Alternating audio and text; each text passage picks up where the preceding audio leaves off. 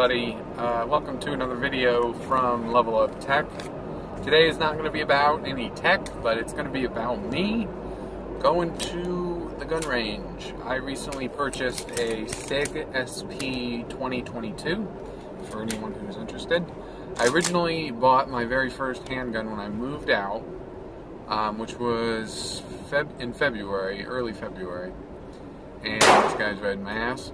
But it was an FMK, and any one of you that knows anything about guns, I shouldn't have bought it. I was, I'm really new to the scene here. FMK is a American company based in California, and they're trying to make a splash with like a Glock clone, but it just wasn't very reliable. And I heard a bump on the door.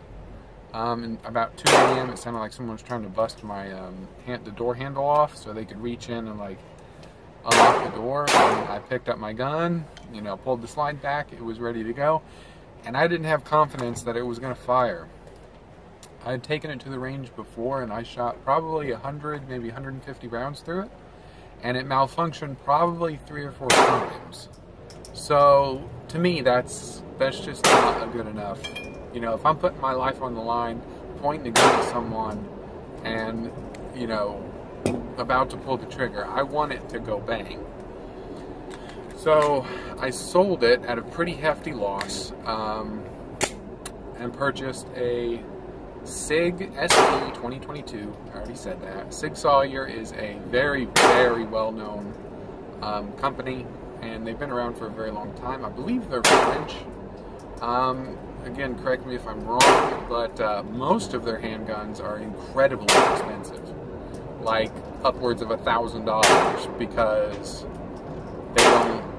It's just one of those really, really premium brands. Like a Glock is expensive, but you go to the SIG portion of the display case, and they're $1,000 easy.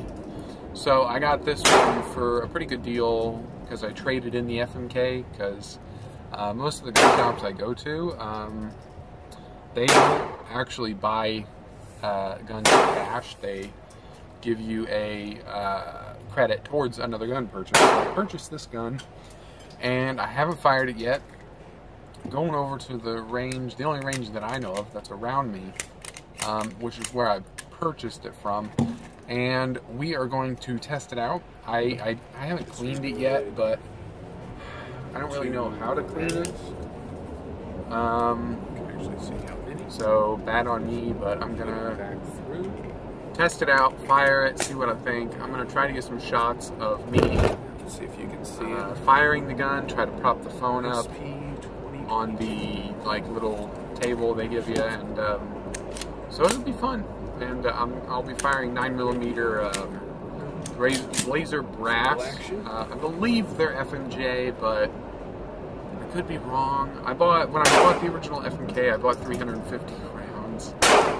I don't know why. I figured I'd go to the range once a week and practice with it, but I just couldn't find the time. Plus, with those, you're shooting 100 rounds, and if anyone knows anything, 100 rounds is nothing.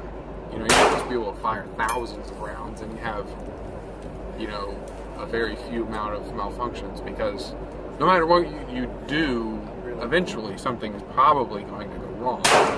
But a failure rate of 4 rounds out of 100, to me, that's just unacceptable, and that's why I got rid of it. So I'm heading over there now. I'll catch you there in a minute.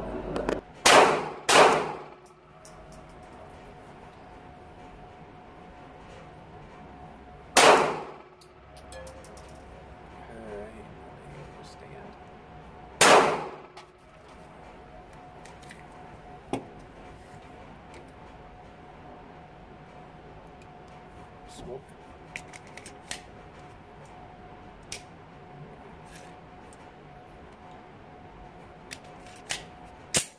There we go. I'm saying that is dead.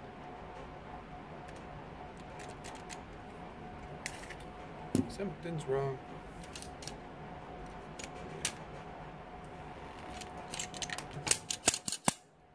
That's probably my fault.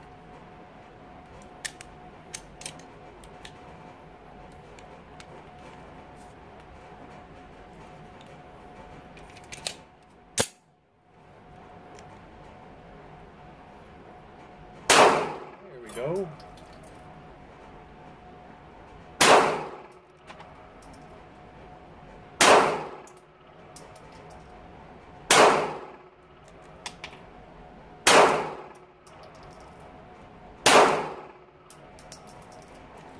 Trying to hit that X.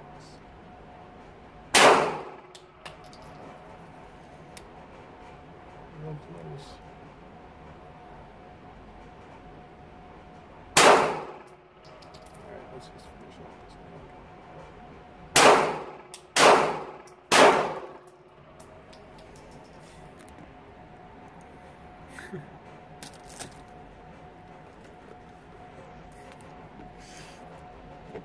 Oh, the force of the gun knocked over.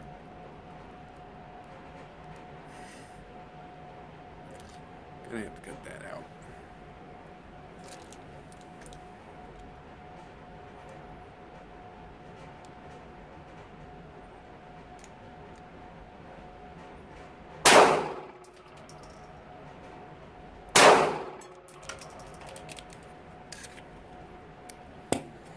That is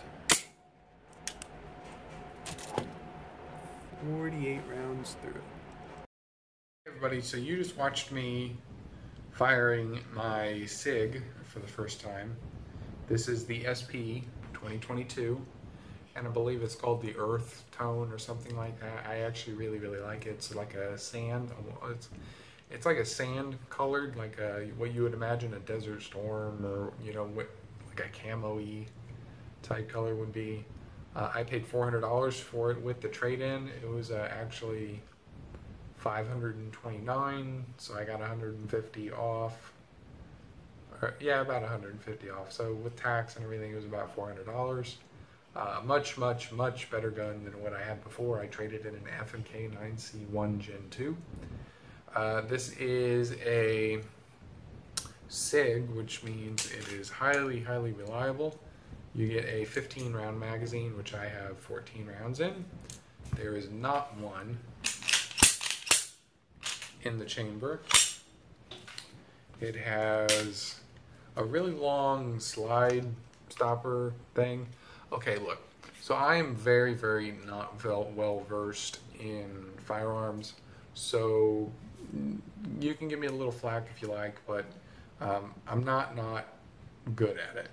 You know, I can tell you exactly how a graphics card works, but when it comes to firearms, not so much. Single action and double action, so here's the single action. And here's the double, or that was double action, this is single action. And every time you fire, it's going to be single action, because the slide is going to go back and put the hammer back again. But overall, I'm really happy with my purchase. This gun didn't misfire at all when I tested it for the first time, and it's a lot easier to take apart because of this peg here. You just pull it back to a certain point, push that through, and the top slide comes off, and you're good to go. Overall, this is a very compelling firearm for someone on the budget. It's about the same amount of money as a Glock, but you know what? Go against the grain a little bit, get something a little bit different than everyone else. It's an exposed hammer, not striker fired. It makes me feel a little bit more mindful when I can see the hammer. And overall, I'm just really happy with it. If you have any questions about it, feel free to ask, but I probably am not the best person to ask. You can find plenty of more informed people on YouTube about it, but overall, I'm really happy with this firearm. I'm going to put one in the chamber for you, just so you can see when there's one in the chamber that is risen up. So it's like a little bit of a safety protocol, that a tiny piece of metal comes up, and now I'm going to make it safe.